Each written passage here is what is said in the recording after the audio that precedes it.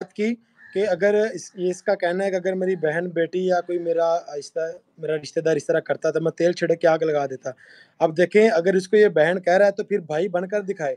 उसको समझाता, बिठाता कि बहन मेरी, अगर उसको वाक़ई बहन समझता है कि तुमने ये गलत काम किया है, तुम्हारे 4 बच्चे हैं, तुम्हारा शौहर है, तुम्हारा घर-बार है, तुमने यहाँ पर आकर गलत काम किया है। आप वापस जाओ, अपने शौहर के पास वापस जाओ, बच्चों को उनके बाप के पास वापस लेके जाओ। फिर हम इसको सैल्यूट पेश करते हैं एपी सिंह को कि इसने वाक़ई भाई होने का किरदार अदा किया है। वाक़ई इसने एक अच्छा वकील हाँ, होने का किरदार अदा किया है। लेकिन ये आपने पाकिस्तान बड़ी के खिलाफ जबरदस्त नारे बात लगवा की रहा है। है, बच्चों से पाकिस्तान के खिलाफ नारे लगवा रहा है और वो उसको पूजा करनी सिखा रहा है, उसको पता नहीं क्या-क्या चीज़ें सिखा रहा है वो खुद उसको। भाई शान भाई, अगर ये वॉशरूम भी जाती है तो उससे परमिशन करके जाती कि मैं चली जाऊं। यकीन मानिए इतनी इंस्ट्रक्शन देता है उसको, जो मेरे पास इतलात हैं, जो मेरे पास इंफॉर्मेशन है, शायद वो मैं कहता हूँ कि पाकिस्तानी यूट्यूबरों के पास किसी के पास भी ना हो। लेकिन मैं कुछ चीजें हुँ, ऐसी हैं मैं आपको नहीं बताना चाहता, वो वक्त के साथ साथ खुलती जाएंगी, बेहतर होता जाएगा। लेकिन इसका काम, आपने बड़ी अच्छी बात की, इसका काम ये था, उससे कहता है अगर तुम्हें प्यार हो गया है तो तुम गुलाम हैदर को बच्चे दरवाज़े उसके से। वापस को कर कर आओ, और उसका हुँ, जो भी माल पैसे चीजें लेकर आई हो वो उसको वापस करके आओ, और फिर लीगली तौर पे पाकिस्तान आ जाओ, पाकिस्तान से जी, हिंदुस्तान आ जाओ। ये था इसका जी, काम। ये नहीं था कि उसको प्रमोट करे और फिर पाकिस्तान के खिलाफ, दूसरे मुल्क के खिलाफ जहर उगले। तो सही आपने बात। भी देखा, हमने भी देखा, सारी दुनिया देख रही है इन चीजों को जी। जी, जी, आपने बिल्कुल सही बात की। अब देखें, कोई भी इंसान किसी भी कंट्री में गैर कानूनी तौर पे जाता है, तो जब भी वो पकड़ा जाए, चाहे वो फ़ौरन पकड़ लिया जाए, चाहे वो कुछ अरसे के बाद पकड़ा जाए, तो उसके साथ होता ये है या उसको जेल में डाल दिया जाता है या उसको उसके जो कंट्री के साथ, उसकी हुकूमत के साथ राब्ता करके उसको डिपोर्ट कर दिया जाता है। तो क्या वजह है कि अगर ये गैर कानूनी तौर पर ये इंडिया गई हुई है, तो अभी तक इसको डिपोर्ट क्यों नहीं किया गया? अभी तक इसको गिरफ्तार क्यों नहीं किया गया? क्यों ये सरेआम वहाँ पे खुल्लम-खुला फिर रही है और उसको कोई पूछने वाला नहीं है वहाँ पे। शान भाई, मैं आपको एक चीज बताता चलूं, आपने शायद कुछ अरसा पहले एक वीडियो देखी होगी इंडियन मीडिया पे, गोदी मीडिया के चैनल्स के ऊपर, मेन स्ट्रीम मीडिया चैनल्स के ऊपर चलती रही है। एक पाकिस्तान से कबूतर जाता है हिंदुस्तान, जी, पंजाब। जी। वहां पे उसको पकड़कर उस पिंजरे में डाल दिया जाता है और लिखा होता है, टाइटल पे लिखा होता है, बहुत बड़ा आतंकवादी गिरफ्तार, बहुत बड़ा दहशतगर्द गिरफ्तार, बहुत बड़ा जासूस गिरफ्तार। अच्छा जी, सारे मीडिया ने उसको कवर किया। ये जी, ये जासूस आ गया, इसके देखें जी, ये परों में ये नंबर, कोई कोड वर्ड लिखा हुआ है। आपने बताया वहां पे स्टैंप लगा देते हैं ना, कोई भी चीज आप फ्लाई करवाते हैं, काइट फ्लाई करते हैं तो उसके ऊपर अपनी स्टैंप लगा देते हैं। इसी तरह वो कबूतर के बाजू के नीचे किसी ने स्टैंप लगाई हुई थी, उसमें अपना मोबाइल नंबर और एड्रेस वो लिखा हुआ था कबूतरबाज़ कि ऐसे अगर करते किसी हैं, को। जब कबूतरबाज़ बाज़ी लगाते हैं तो कबूतर के ऊपर अपनी स्टैंप लगा देते हैं।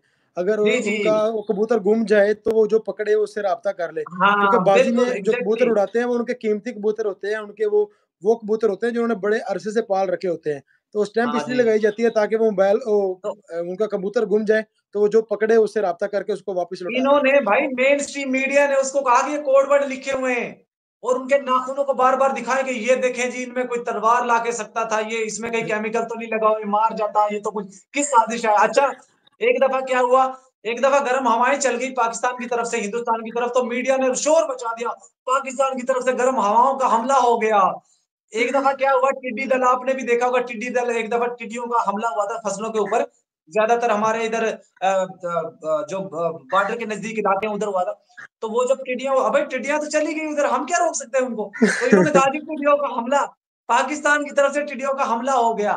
यानी कि जो हिंदुस्तान एक कबूतर को बर्दाश्त नहीं करता, हवाओं को बर्दाश्त नहीं कर सकता, एक टिड्डियों को बर्दाश्त नहीं कर सकता, वो इतनी बड़ी जीती जाती लड़की और 4 बच्चों को लेकर गई है, उसको कैसे बर्दाश्त कर रहा है? उसके यही तो लिए सवाल कैसा है, वो यही तो सवाल उसको है, हर हीरोइन बंदे बना के के ज़हन पेश में कर यही रहा है। सवाल है। अगर उसके पास कागज़ात हैं, डॉक्यूमेंट्स हैं, वीज़ा है, तो वो पब्लिक पे दिखाए, वो सोशल मीडिया पे या प्रिंट मीडिया पे या मेन स्ट्रीम मीडिया पर आकर दिखाए कि भई वो कानूनी तौर पर आई हुई है। उसके बाद अगर हम फिर बात करें तो फिर हम गलत करेंगे, क्योंकि हमें हमारी नज़र में अभी तक यही है कि वो गैर कानूनी तौर पर इंडिया में गई हुई है। और अगर वो सच में गैर कानूनी तौर पर इंडिया में गई हुई है, तो किस बिहाफ़ पे अभी तक वो वहाँ पे टहल रही है, वो खुलेआम फिर रही है, घूम रही है, सैर-सपाटे कर रही है, वो त्योहार मना रही है इंडिया में जाके।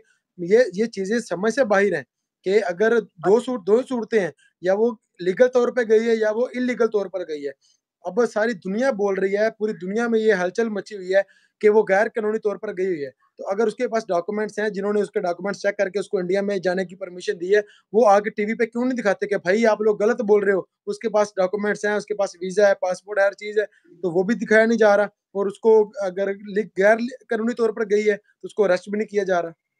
अच्छा शान भाई इनकी देखें एक वो देखें कितना बड़ा इन्होंने एक काम किया है जब ये हिंदुस्तान नेपाल से हिंदुस्तान में दाखिल हुई थी जिन लोगों ने जो दो अहलकार थे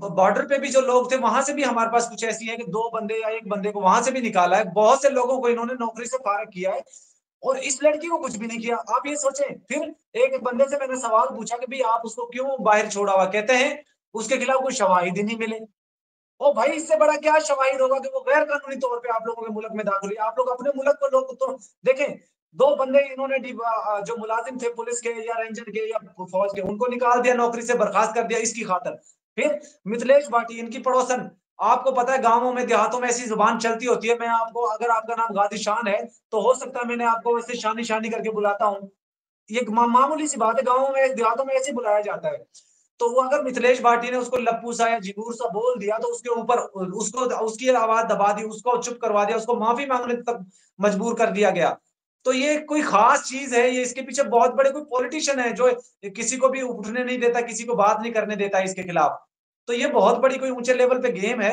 जो हम लोग समझ नहीं पा रहे हैं या हमें भटकाया जा रहा है किसी और तरफ ले जाके आने वाले दिनों में उम्मीद है जैसे इलेक्शन नजदीक आएगा जो मैं समझता हूँ शान भाई मैं अपना मेरे 2 लोगों ने मुझे वहां से कंफर्म किया है कुछ मैं अपनी तरफ से भी सोच रहा हूँ मेरे पास जो 2 बंदों ने मुझे कंफर्म किया वो ये किया है कि दिसंबर में दिसंबर में इसको इस लड़की को या तो दंगे की शक्ल में इसके ऊपर हमला कर दिया जाएगा क्योंकि उसको दंगाई दंगाई बोल के भाई ये इसको डिक्लेयर करेंगे ये जासूस दिसंबर में और फिर इसके ऊपर हमला करवाएंगे दंगा की शक्ल में कि भाई दंगा हो गया और इसको नुकसान पहुंचा देंगे फिर पाकिस्तान को बुरा भला कहने में आसानी रहेगी उनको कि जी हमने उनका दहशतगर्द मार दिए या उनके हमने जासूस पकड़ा था वो मार दिया आवाम ने मार दिया भाई हम क्या करें तो जो मेरे पास इतलात है वो दिसंबर के नजदीक नजदीक की है ये शॉकिंग सही, मेरे पास सही है। इंफॉर्मेशन है चलें देखते हैं दिसंबर भी आ जाएगा क्योंकि अभी तक हमें खुल के कोई बात नहीं बताई जा रही। बहुत सारी ऐसी बातें हैं जिनको अभी तक पर्दे में रखा जा रहा है और जिनके ऊपर से पर्दा नहीं उठाया जा रहा। तो मैं ये कहना चाहूँगा इंडियन गवर्नमेंट से ख़ास तौर पे कि इससे पर्दा उठाया जाए ताकि हमें पता चले क्योंकि इस वक़्त इंडिया के भी अवाम और पाकिस्तान की भी अवाम शशोपंज में है, एक हैरत में है कि अगर गैर कानूनी तौर पर वो इंडिया में आई हुई है तो उसको क्यों सपोर्ट किया जा रहा है? Indian supreme court of India का वकील उसकी क्यों वकालत कर रहा है? और इंडियन गवर्नमेंट इसको क्यों अरेस्ट नहीं कर रही। तो ये हमारी इंडियन गवर्नमेंट से रिक्वेस्ट है कि इस मामले को सुलझाया जाए ताकि दोनों कंट्री का जो आपस में जो है, जो भी मामलात हैं, वो वहीं रहें ताकि इसमें कोई खराबी पैदा ना हो। तो अरशद चलिए भाई रोशन आपकी शान भाई एक छोटी सी बात और करता चलूं देखें यहाँ पे एक सवाल बहुत बड़ा सवाल पैदा होता है एक तो ये कि इनलीगल तौर पे ये नेपाल से कैसे हिंदुस्तान में पहुंची आपकी जो एजेंसियां उनके ऊपर बहुत बड़ा सवाल उठता है जी, जी। एजेंसियां क्या कर रही थी इस वक्त दूसरा ये उठता है कि अब इस चीज को 2 से 3 महीने होने को है अभी तक जांच एजेंसियां क्या कर रही हैं क्या उनकी जांच पूरी नहीं हुई क्या वो इतने काबिल तरीन नहीं है वो जांच वाले के इस तरह इसके केस को जांच करके और इसको डिक्लेयर करते जासूस या इसको डिक्लेयर करते न्यूट्रल या इसको साफ सुथरा करते या इसको गुनाहगार साबित करते देखें क्या जांच एक एजेंसियां बिल्कुल भांग पी के एक सोई अन हुई हैं एक अननोन पर्सन हो जिसको कोई दुनिया में जानता ना हो, खास तौर पे जो जिसका कोई सोशल मीडिया अकाउंट ना हो, वो अगर पाकिस्तान आ जाता है इंडिया से पाकिस्तान चला जाता है, उसका थोड़ा-सा होता है कि उसको देखा जाए कि वो कहाँ से रहने वाला है, कहाँ का नहीं रहने वाला। अब इस औरत का पूरी दुनिया में डंका बजा हुआ है। पूरी दुनिया जान रही है कि ये गुलाम हैदर की बीवी है, कराची पाकिस्तान की रहने वाली है और अपने बच्चों को लेकर चली गई है। इससे बढ़कर और क्या शवाहिद चाहिए, इससे बढ़कर और क्या जाँच-पड़ताल चाहिए इनको?